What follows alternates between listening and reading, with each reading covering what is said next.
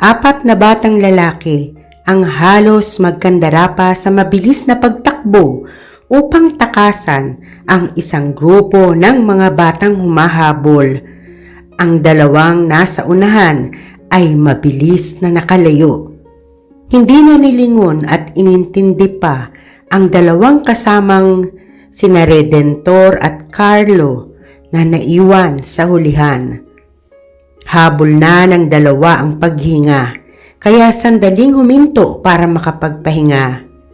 Si Redentor, namumutla na sa sobrang pagod, habang si Carlo naman ay iniihit ng ubo dahil sa hirap na inabot. Napansin ni Redentor na hindi na kayang tumakbo ni Carlo. Natitiyak niyang magkukulaps na ito kung pipilitin pa. Pero hindi rin sila dapat maabutan ng grupo ni Dodong dahil siguradong kukuyugin sila ng mga ito. Sa dami ng mga ito ay sigurado ding mabubugbog sila. Nanlaki ang mga mata ni Redentor nang makakita ng isang malaking drum na nakatumba sa tambakan ng mga basura hindi kalayuan sa kalsadang hinintuan nila. Bagaman humihingal sa hirap, sumungaw ang ngiti sa namumutla niyang mga labi.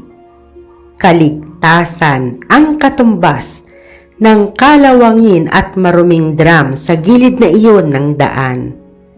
Sandali niyang iniwan si Carlo at patakbong nilapitan ang drum. Tinignan kung maaari iyong pagtaguan. Napatango siya nang masigurong pwede nga. Mabilis niyang inalis ang mga basurang nasa loob gamit ang isang kamay at saka tinawag si Carlo. Tumango si Carlo at saka halos kinaladkad ang sarili palapit sa kanya. Binaliwala na rin nito ang mga basurang malamang ay ilang araw nang nakaimbak doon kaya hindi na kaaya-aya ang amoy. Tinapik niya ang balikat nito at saka nagpatiuna. Padapa siyang sumuot sa loob ng drum at saka sinenyasan si Carlo na pumasok na rin. Matapos nitong punuin ng hangin ang bagang kinakapos na ng hininga, padapa at una ang paang pumaloob na rin ito sa drum. Nang pareho na silang nasa loob, humila pa si Redentor ng ilang plastik na may lamang basura at itinabing sa ulunan nila. Pinagmukhang kabilang sila sa mga basurang naroon sa loob. Naisip niyang hindi na mapapansin ng mga humahabol sa kanila ang pinagtataguan nila. Pagkaraay sinenyasan si Carlo na huwag maingay. Baka kasi maubo na naman ito. Tinakpan agad nito ang bibig. Pareho silang ingat na ingat sa pag-aalalang gumalaw ang drum sa kahit munting kilos na magawa nila. Pigil nila ang paghinga ng huminto sa mismong tapat ng pinagtataguan nila ang mga humahabol sa kanila. Ito ang mga nagsisiga-sigaan sa lugar nila.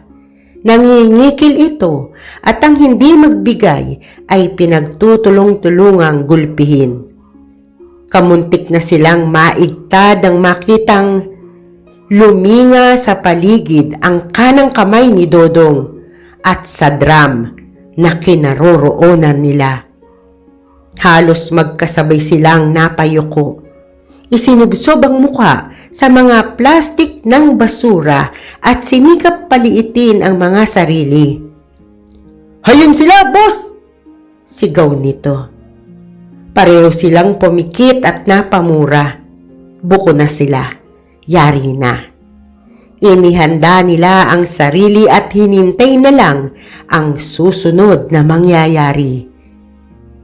Matagal-tagal na sila sa ganoong ayos ay wala pa ang mga tadyak at suntok na inaasahan nila. Halos magkasabay din silang dumilat at nagkatinginan. Wala. Wala ang pangkat ni Dodong. Dahan-dahang umusod si Redentor palabas sa drum at inilawit ang ulo. Nakita niyang hinabol ng mga ito ang dalawa pa nilang kasama sa pagtakbo kanina. Nangingiti niya iyong ibinalita kay Carlo. Sandali pa silang nanatili sa loob ng drum. Nang masigurong malayo na ang mga siga, ay nagpatiuna si Redentor sa paglabas sa drum. Nang tuluyang makalabas, inihawak niya ang isang kamay sa drum upang pigilan sa paggalaw at ang isa pang kamay ay ginamit upang alalayan ang gumagapang na kaibigan. Naiiling nilang pinagtawanan ang mga sariling itsura, lalo na ang ginawang pagsiksik sa mabahong drum at tila paghihilamos sa tambak ng mga basura. Natatawa pa rin sila dahil nalusutan at naisahan ang mga sigang humahunting sa kanila.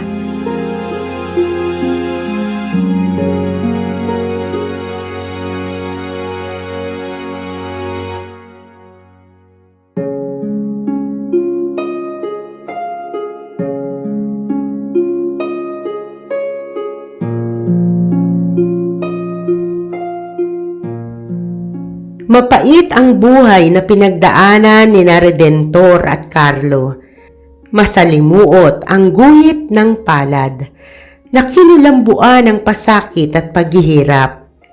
Sa murang edad, mabibigat na pagsubok ang kanilang kinaharap. Si Redentor, anak ng isang hostess sa pipitsuging nightclub. Isang malaking sagabal ang turing sa kanya ng sariling ina. Sanggol pa lang siya ay kung kani-kanino lang iniiwan. Ang unang gatas na natikman niya ay hindi galing sa sariling ina, kung hindi sa dibdib ng mga kapitbahay nila na may pinadededing anak.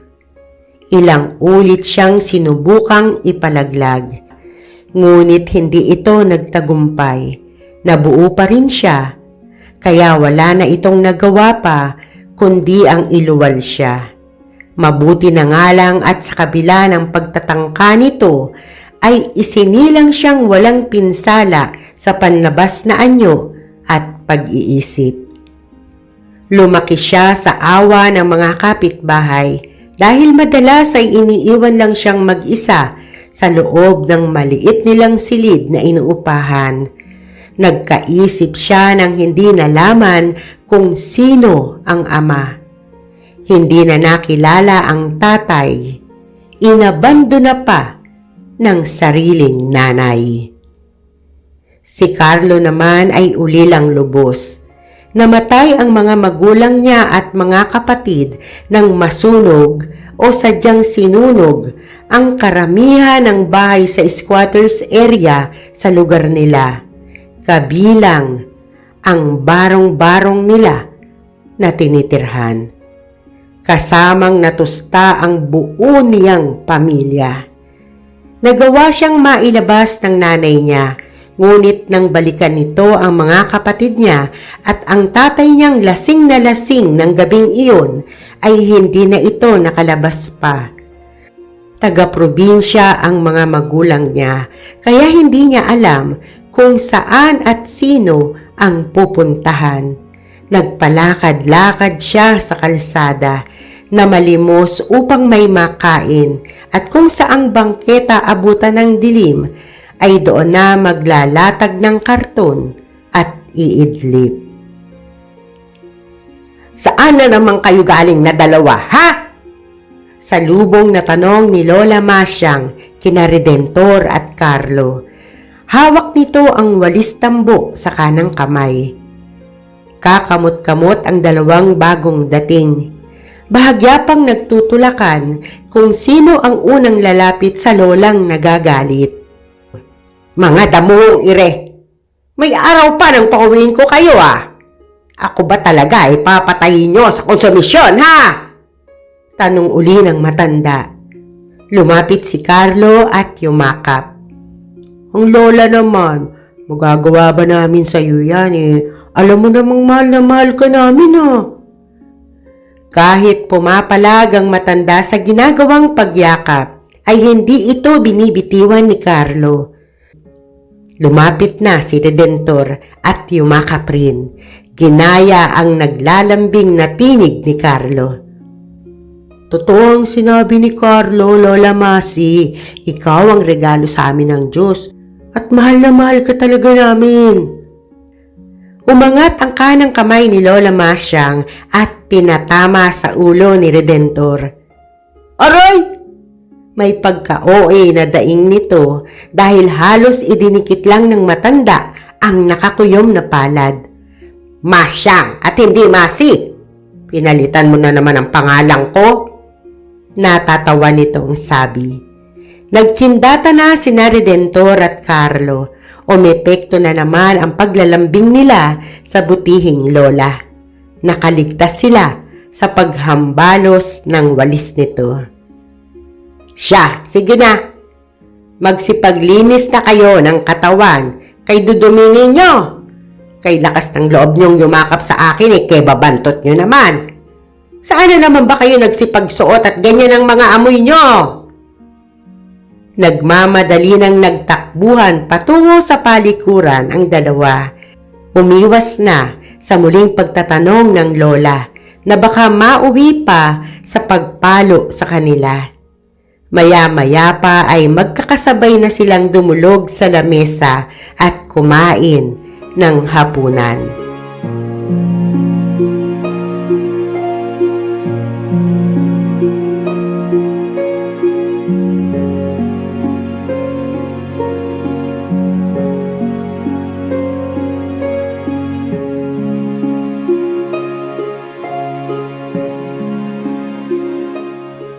Napapangiti si Lola Masyang habang pinanonood ang dalawang batang magkatuwang sa pagliligpit at paghuhugas ng kinainan nila. Hindi niya kaano-ano ang mga ito. Isa siyang byuda at walang anak. Nakatira siya sa isang sulok na bahagi ng sementeryo. Sa maliit na kubong itinayo ng namayapa niyang asawa. Bantay ang asawa niya sa sementeryo at kahit namatay na, hinayaan pa rin siyang doon manatili at tumira. Siya na rin ang ginawang tagapaglinis at tagapagbantay ng tagapamahala ng sementeryo. Habang pinagmamasdan ang dalawang apo, ay matuling nagbalik sa kanyang alaala ang nakaraan. Kung paanong napunta sa poder niya sina Redentor at Carlo.